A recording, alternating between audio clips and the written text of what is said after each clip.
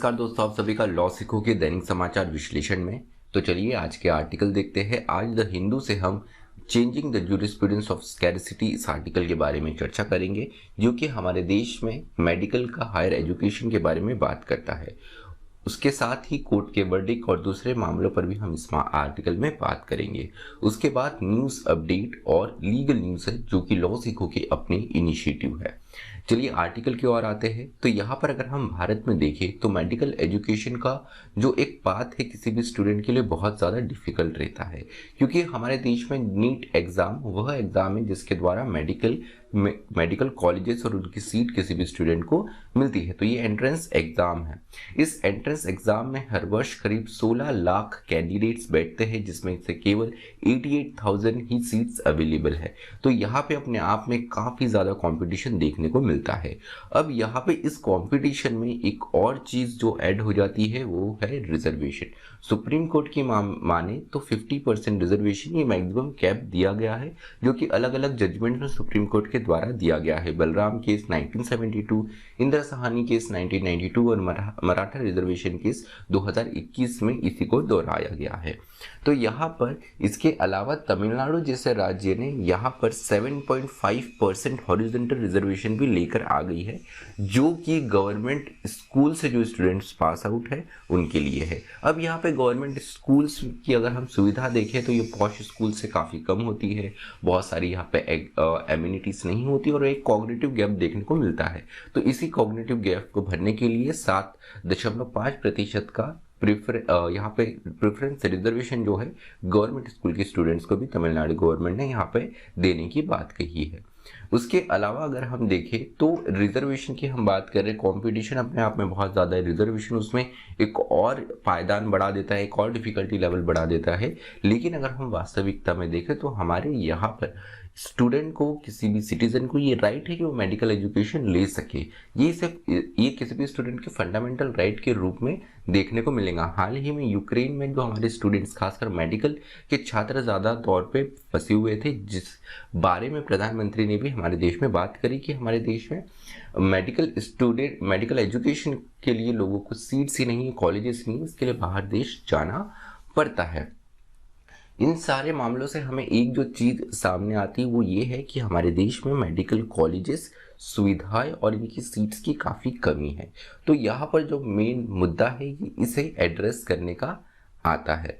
उसके अलावा हम देखें तो यहाँ पर हमारे देश में अगर हम टीचर्स की बात करें, इंफ्रास्ट्रक्चर की बात करें या इनसे जुड़े हुए मुद्दों की बात करें, इन सारे ही मामलों में हम कहीं ना कहीं दूसरे विकसित देशों से पीछे है।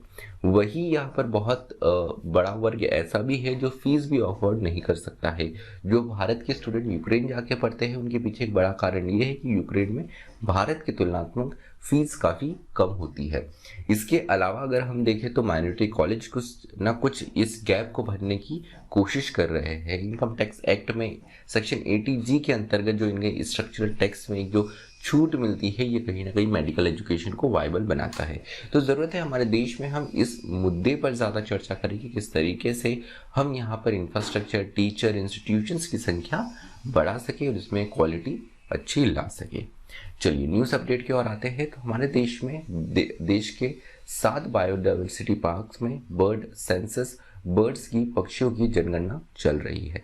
तो अभी तक जो टोटल काउंट है ये 23,901 पाया गया है। अगर इसमें यमुना बायोडाइवर्सिटी की बात करें अपने आप में तो यहाँ पे 99 स्पीसीज जो है ये बर्ड्स की मिली है। उसके अलावा अगली जो खबर है ये ऑस्ट्रेलिया से है। ऑस्ट्रेलिया ने हमारे देश को 29 एंटीक्विटीज जो है, जो हमारे पुरातत्व वस्तुएं हैं, इन्हें भारत को पुनः लौटाया है। तो दोनों ही देशों के बीच में ये मैत्री संबंध के रूप में लौटाया गया है। अगली खबर है 13th फजा इंटरनेशनल चैंपियनशिप के बारे में। ये पैरालंपियन जो हमारे पैरा एथलीट्स होती है उनके बीच में होती है। तो यहाँ पर भारत की तरफ से 29 मेंबर का दल जो है वो भारत को रिप्रेजेंट कर रहा है। World para athletes grand prix इस इवेंट का नाम है, जो कि दुबई में हो रहा है। तो यहाँ पे करीब 500 पैरा एथलीट्स पार्टिसिपेट करेंगे 43 अलग अलग कंट्रीज से। अगली खबर भारत और जापान के एनुअल समिट के बारे में है। तो यहाँ पर भारत से प्रधानमंत्री मोदी और वही जापान की ओर से मिस्टर क्रिशिंदो फोमियो जो कि जापान के प्राइम मिनिस्टर है, इन दोनों के बीच में एनुअल समिट जो है शुरुआत हुई है, जो कि 19-20 मार्च 2022 को यहाँ पर हुई। यहाँ पर काफ़ी इसमें वाणिज्यिक समझौते जो है वो भी दोनों देशों के बीच में हुए। आपकी जानकारी के लिए बता दूं, भारत और जापान के बीच में ये 14th एनुअल समिट थी। और महत्वपूर्ण बात यह है कि अक्टूबर 2018 के बाद में ये सीधे अभी 2022 में हुई। कोविड के चलते हुए यहाँ पर एनुअल समिट जो है अपने आप में नहीं हो पाई थी। अगले और बढ़ते हैं हम लीगल न्यूज़ की ओर। तो सुप्रीम कोर्ट ने EWS का जो इशू है, इकोनॉमिकल वीकर सेक्शन के लिए जो 10% कोटा दिया गया है, उसका जो एक मापदंड रखा गया है, 8 लाख एनुअल इनकम क्राइटेरिया रखा गया है, इस मुद्दे पर काफ़ी लंबे समय से चर्चा चल रही थी। काफ़ी अर्जी यहाँ पे पिटिशंस फाइल थी इसके अगेंस्ट। तो इसी मामले की सुनवाई अप्रैल 2022 में सुप्रीम कोर्ट करेगा और उम्मीद जताई जा रही है कि अप्रैल में ही सुप्रीम कोर्ट अपना, अप्रैल या मई के मंथ में सुप्रीम कोर्ट अपना फैसला दे दे। उसके अलावा नेगोशिएबल इंस्ट्रूमेंट एक्ट के अंतर्गत 2018 में जो सेक्शन 143A इंट्रोड्यूस किया गया था इंटरिम कॉम्पनसेशन का, इसको लेकर कर्नाटक हाईकोर्ट ने महत्वपूर्ण फैसला दिया है और कहा है कि इंटरिम कॉम्पनसेशन जो है ये किसी भी मजिस्ट्रेट कोर्ट का डिस्क्रिशन होगा। ये एक कंपलसरी या मैंडेटरी कदम नहीं है जिसके लिए आप मजिस्ट्रेट कोर्ट को फोर्स कर सकते हैं।